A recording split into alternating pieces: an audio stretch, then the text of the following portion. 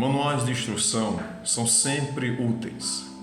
Ainda que muitos não lhe deem o devido valor, o fato é que sem eles estaríamos em grandes apuros. Isso é verdade. Os dias Celso, por exemplo, me ajudam frequentemente a esclarecer dúvidas sobre algumas funções do software. Eu jamais me aventuraria a montar uma simples penteadeira para minha esposa sem ter em mãos um detalhado manual de montagem. Manuais servem ainda para orientar e instruir os usuários quanto ao manuseio de equipamentos, bem como a funcionalidade de certos dispositivos. São como guias que têm como finalidade mostrar passo a passo como alcançar determinado propósito. Para que saibamos sobre como viver, Deus também nos deu um manual com diretrizes específicas. A Bíblia é um guia singular, por meio do qual é revelado não somente nosso alvo de vida, mas também o que devemos fazer para alcançá-lo. É verdade que a maioria das pessoas a despreza. Talvez façam isso porque se acham extremamente inteligentes ou, quem sabe, suficientemente capazes de em vão ir em busca do propósito de sua experiência por meios de outras vias. Seja qual for o motivo, o fato é que vários indivíduos caminham errantes pelo mundo, presos a falsas crenças de que são livres quando, na verdade, não passam de cegos escravizados pelo pecado.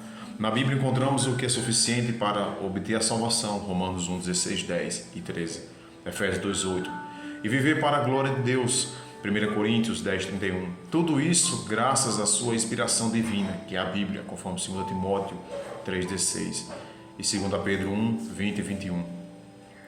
De onde decorre seu caráter inerrante e infalível. Inerrante porque ela é livre de erros, e infalível pois ela não induz ao erro. Dessa maneira, a Bíblia é para o crente o manual de fé e conduta por meio da qual ele obtém orientações para uma vida exemplar. Tendo essas realidades em vista, conclui-se facilmente que um conhecimento equivocado ou mesmo raso das Escrituras influencia isto. O apóstolo Paulo diz: por esta razão, também nós, desde o dia em que o ouvimos, não cessamos de orar por vós e de pedir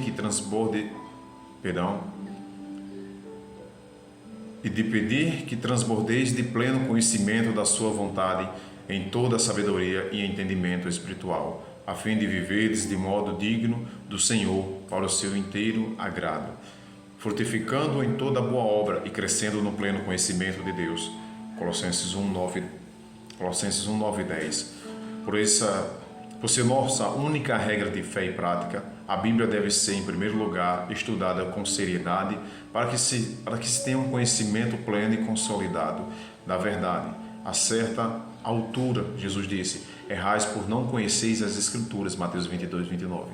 Aqueles que nasceram de novo não devem se conter com o conhecimento superficial da palavra de Deus. Antes, devem estar sedentos por alimentos sólidos, para que sejam capazes de discernir tanto o bem como o mal. Hebreus 5,14. Não basta, porém, somente agregar conhecimento bíblico. Toda a carga teológica adquirida por meio de estudo deve resultar em práticas de boas obras, que é a consciência de uma vida transformada por meio do novo nascimento em Cristo e que se desenvolve a parte do conhecimento da verdade. Efésios 2,10. Em outras palavras, a compreensão da verdade não é um fim em si mesma. A resposta dos que se aprofundam no conhecimento de Deus deve ser a prática de tudo aquilo que o Senhor aprova. Que Deus seja louvado por nos dar a sua palavra, o manual sem o qual não saberíamos viver de modo agradável a Ele. Pois bem, através dessa pequena introdução, vamos aprender de como viver de modo digno para o louvor da glória do nosso Senhor.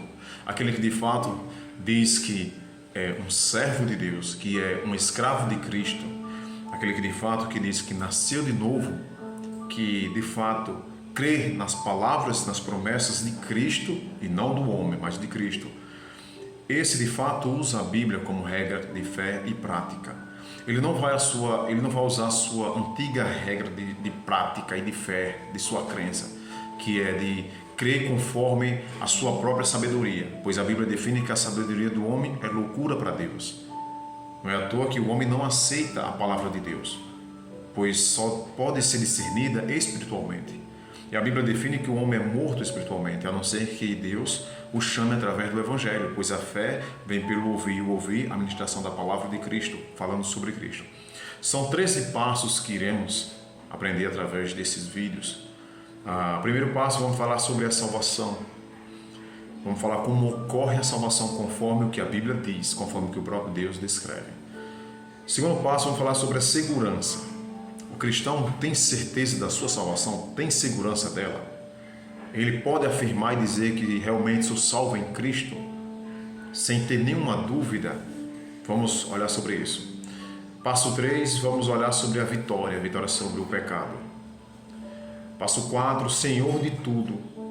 Se de fato é Cristo o Senhor de nossa vida ou nós somos o Senhor de nossa vida. Passo 5, vivendo no Espírito. Se realmente vivemos no Espírito ou na carne. Se nossas práticas são de espiritualidade ou são realmente de obras humanas. Passo 6, Deus me fala. Como eu escuto Deus? De que forma eu posso escutar Deus de uma forma inerente? Como é que eu posso ter certeza que é Deus falando? Passo 7, falando com Deus. De que forma eu posso ter comunhão com Deus? Passo 8, em comunhão diária.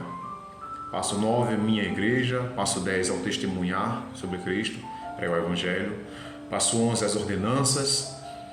Passo 12, a família. Passo 13, seguindo a Jesus Cristo.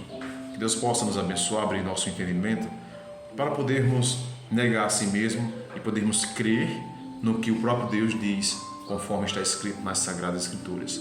Pois a Bíblia foi escrita por pecadores igual a nós, só que foi pecadores com o Espírito Santo que Deus usou eles para escrever a sua vontade. E que nós cremos na Bíblia não por causa de pecadores, mas porque Deus usou pecadores, certo? Usou como instrumentalidade para escrever a palavra, para que nós possamos ler, ouvir e crer nela. E eu louvo muito a Deus, pois o Senhor preservou a sua palavra até nós e irá ser preservada pela eternidade. Louvo a Deus por Deus ter transformado meu coração a crer no Evangelho, pois crer num Deus que se fez homem, que veio para morrer no meu lugar, que veio para cumprir as leis que eu não consigo cumprir, que sofreu a ira de Deus no meu canto. Eu olhava para isso e via isso. Não, isso é loucura, é ficção. Eu dizia dessa forma, mas ouvindo a palavra de Cristo, ouvindo o Evangelho da salvação, ouvindo o próprio Deus falar ao meu coração, usando os servos pecadores também, Deus abriu meu entendimento e eu criei. E eu fui salvo em Cristo Jesus. Pois bem, essa é uma pequena introdução do assunto que nós iremos falar. Que Deus possa nos abençoar. Assim que eu concluir cada mensagem aqui, cada estudo, que você que estiver vendo esse vídeo, você possa acompanhar na sua Bíblia, certo? Que possamos ser humildes de coração a um ponto de ouvir a palavra de Deus, deixar que Deus fale ao nosso coração, ministre ao nosso coração. Que Deus possa me usar como instrumentalidade para abençoar os irmãos que não compreenderam muitas coisas que... deixa eu deixar bem claro aqui o que é compreensão. Eu antes não tinha certeza da salvação em Cristo. Um dia eu pensava que estava salvo, outro dia eu pensava que estava condenado. A minha vida, antes de ter um estudo bíblico, era uma vida aterrorizada, pois eu não compreendia que obra era essa que Cristo fez na cruz do Calvário para salvar o homem pecador. E Cristo nos dá a garantia disso. E isso faz com que o pecador se impulsione a viver uma vida que glorifique a Ele, porque é uma nova criatura. Ele não vai buscar viver uma vida santa para poder obter salvação, mas ele vai buscar viver agora porque ele é uma nova criatura. A forma que ele foi transformado impulsiona ele a glorificar a Deus com a sua vida. Amém?